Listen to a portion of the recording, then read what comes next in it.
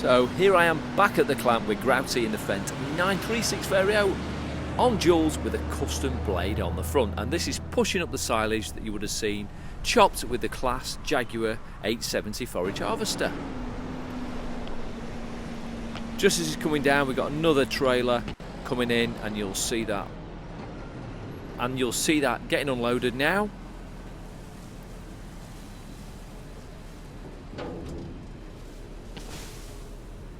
And there's a lovely smell to this fresh crop.